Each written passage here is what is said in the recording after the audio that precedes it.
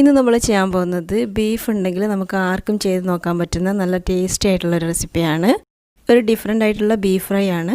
അതിനുവേണ്ടി ഞാനിപ്പോൾ ഇവിടെ 500 ഗ്രാം ബീഫാണ് എടുത്തത്. ബീഫ് നന്നായിട്ട് കഴുകി വൃത്തിയാക്കിയിട്ട് ഇതുപോലെ വെള്ളമൊക്കെ പോക്കി വെക്കാം. എന്നിട്ട് നമുക്കിതൊരു ബൗളിലേക്ക് ഇട്ട് കൊടുക്കാം.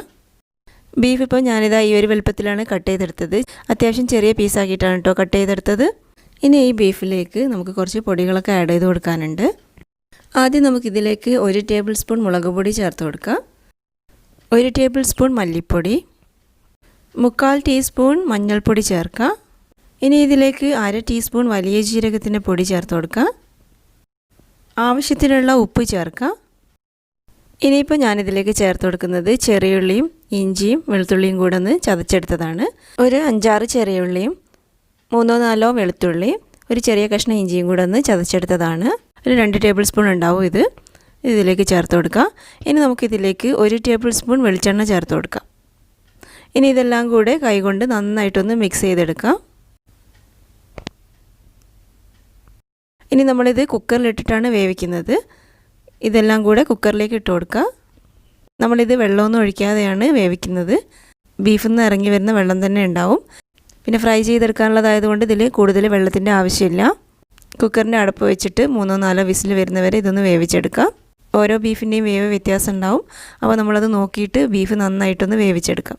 ഒരു 90% ബീഫ് വന്നാൽ മതിയാകും. കാരണം നമ്മളിത് ഒന്നുകൂടെ ഒന്ന് ഫ്രൈ ചെയ്തെടുക്കുന്നുണ്ട്. ആദ്യത്തെ ഒരു വിസിൽ വരുന്നവരെ നമ്മളിത് ഹൈ ഫ്ലെയിമിലിട്ട് വെക്കുക. പിന്നെ നമ്മളിത് ഫ്ലെയിം കുറച്ച് വെച്ചിട്ടാണ് ബാക്കിയുള്ള സമയം വേവിച്ചെടുക്കേണ്ടത്. ഇപ്പോൾ ഇതാ ബീഫ് ഇവിടെ 4 വിസിലൊക്കെ വന്ന് അത്യാവശ്യം വെന്തിട്ടുണ്ട്. 90% വെന്തിട്ടുണ്ട്. നമ്മൾ ഇതുപോലുള്ളൊരു പാൻ വെച്ച് ചൂടാക്കിയിട്ട് അതിലേക്ക് 2-3 ടേബിൾ സ്പൂൺ വെളിച്ചെണ്ണ ഒഴിച്ച് കൊടുക്കാം. വെളിച്ചെണ്ണയിൽ വറുത്തെടുക്കുമ്പോഴാണ് നല്ല ടേസ്റ്റ് ഉണ്ടാവുക. എന്നിട്ട് നമ്മളിതിലേക്ക് ബീഫ് ചേർത്ത് കൊടുക്കാം. ഇപ്പോൾ ഞാനിതിലേക്ക് വെള്ളമൊന്നും ചേർക്കാതെ തന്നെ ഇത്രയും വെള്ളം ഇതിലുണ്ട്. ഇനി ഇത് മീഡിയം ടു ഹൈ ഫ്ലെയിമിലിട്ടിട്ട് നന്നായിട്ടൊന്ന് ഫ്രൈ ചെയ്തെടുക്കണം. ഈ വെള്ളമൊക്കെ വറ്റി ബീഫിൻ്റെ ഒരു കളറ് മാറി വരുന്നവരെ നമ്മളിതുപോലെ ഇളക്കി കൊടുക്കാം. പിന്നെ നമ്മളിത് ഇരുമ്പിൻ്റെ ചീനച്ചട്ടിയിൽ ചെയ്യുകയാണെന്നുണ്ടെങ്കിൽ നല്ല ടേസ്റ്റ് ആയിരിക്കും കേട്ടോ. നോൺ സ്റ്റിക്കിൽ ചെയ്യുന്നതിനേക്കാളും നല്ല ടേസ്റ്റ് ആയിരിക്കും.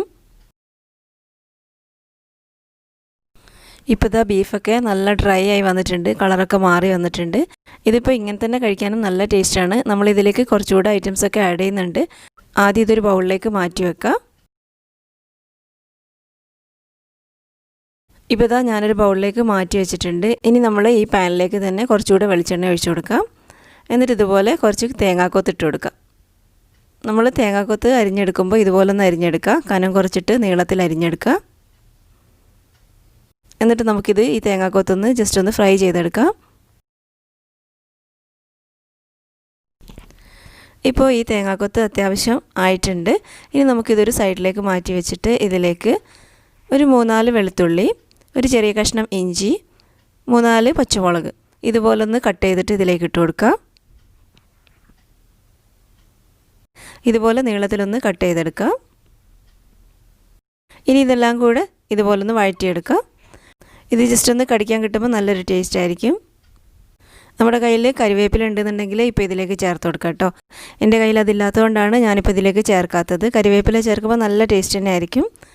ഇനി നമ്മളിതിലേക്ക് ഒരു സവാള ഇതുപോലൊന്ന് അരിഞ്ഞിട്ട് ഇതിലേക്ക് ചേർത്ത് കൊടുക്കുക. നീളത്തിൽ അരിഞ്ഞിട്ട് ഇതിലേക്ക് ചേർക്കുക. ജസ്റ്റ് ഒന്ന് ഇതുപോലൊന്ന് വഴറ്റിയെടുക്കുക.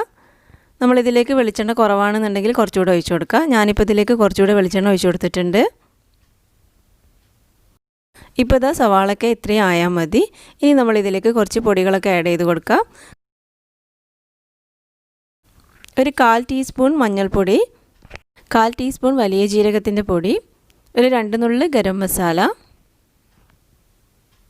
ഈ ഒരു സമയത്ത് കുറച്ച് പൊടികളൊക്കെ ആഡ് ചെയ്ത് കൊടുത്താൽ മതി. ഒരുപാടൊന്നും നമ്മളിതിലേക്ക് പൊടികൾ ഇട്ട് കൊടുക്കണ്ട. നമ്മൾ ബീഫിലൊക്കെ ആവശ്യത്തിനുള്ള പൊടികളൊക്കെ ചേർത്ത് കൊടുത്തിട്ടുണ്ട്. കുറച്ച് ഉപ്പ് ചേർത്ത് കൊടുക്കുക. ആവശ്യത്തിനുള്ള ഉപ്പ് ചേർത്ത് കൊടുക്കുക. നമ്മൾ ബീഫിലൊക്കെ ഉപ്പ് ചേർത്തതാണ്. അപ്പോൾ അത് നോക്കിയിട്ട് ആവശ്യത്തിനുള്ള ഉപ്പ് മാത്രം ചേർത്ത് കൊടുക്കുക. ഇനി ഇതിലേക്ക് 1 ടേബിൾ സ്പൂൺ ലെമൺ ജ്യൂസ് ഒഴിച്ച് കൊടുക്കുക. ഇനി നമ്മളിതിലേക്ക് ബീഫ് ചേർത്ത് കൊടുക്കുക.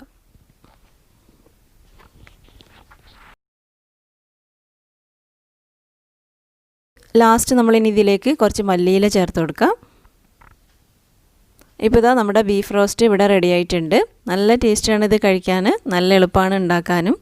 അപ്പോൾ എന്തായാലും ബീഫ് ഉണ്ടെങ്കിൽ ഇതുപോലെ ഒന്ന് ട്രൈ ചെയ്ത് നോക്കുക. തീർച്ചയായും നിങ്ങൾക്ക് ഇഷ്ടപ്പെടും.